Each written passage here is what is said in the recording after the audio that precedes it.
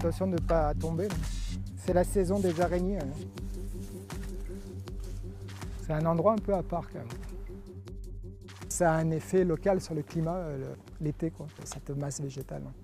Ça accumule l'humidité. Et les espèces dominantes dans ce bois, c'est les érables sycomores et les robiniers faux acacias. Il y a des frênes. Là, on a un superbe merisier, donc un cerisier sauvage. On dirait un peu un arbre dans les forêts tropicales. Et on entend le jet d'Europe derrière. Ce bois sert de relais entre les bois de la région parisienne, de corridor. Les oiseaux, les insectes peuvent servir de cet endroit pour se disperser après dans les alentours.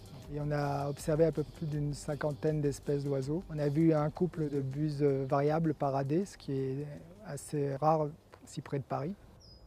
Il y a une bonne densité de piquets-pêches, il y a au moins 2 couples d'éperviers.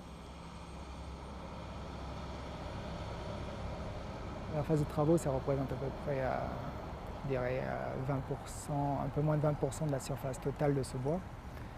Et il y a un ensemble d'aménagements et le solarium, c'est qu'une petite partie de la première phase de travaux. Il y a une sorte de prairie arborée qui est prévue. Ça veut dire combler les carrières souterraines. Et ça entraîne forcément une destruction en surface parce que tout ne peut pas se faire en sous-sol. La faune et la flore, elle est obligée de s'adapter, donc elle reste dans les endroits qui subsistent, des endroits un peu épargnés. Et c'est vrai que plus on espace les endroits où il y a une faune et une flore qui essayent de s'installer, plus on complique leur biologie. Donc c'est ici qu'il y a l'agripomme cardiaque. C'est une plante protégée. Normalement, ça fait des petites fleurs roses au printemps. Cette liane-là qu'on voit sur le tronc, c'est du houblon. C'est pas une plante très rare, mais c'est le côté liane sur les arbres qui est assez rare, parce qu'en général, c'est arraché parce que ça empêche l'exploitation sylvicole. En fait, ça gêne. L'autre plante liane typique de ce bois, c'est la clématite. On ne sait pas où elle démarre. Elle doit suivre l'arbre, il a dû se pencher. Je ne sais pas si c'est à cause du poids de la liane, mais c'est une fleur qui est très riche en pollen. Et le fait qu'il y en ait un peu partout, c'est intéressant localement pour les populations d'insectes, les insectes butineurs en fait.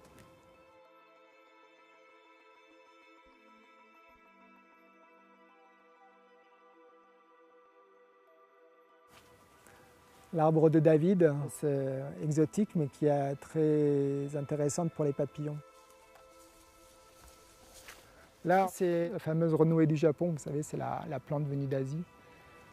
Elle a des avantages et des inconvénients. L'avantage, c'est qu'elle fait, en cette période de l'année, il y a beaucoup de fleurs et ça va attirer beaucoup d'abeilles, d'hyménoptères. L'autre problème, c'est que c'est envahissant. Ça donne un peu une ambiance de forêt d'Asie. C'est intéressant parce qu'il y a une autre... Donc on a vu tout à l'heure l'arbre de David qui vient de Chine. Ça vient, la renouée du Japon. Et là, c'est une autre espèce qui vient d'Asie, c'est l'élante.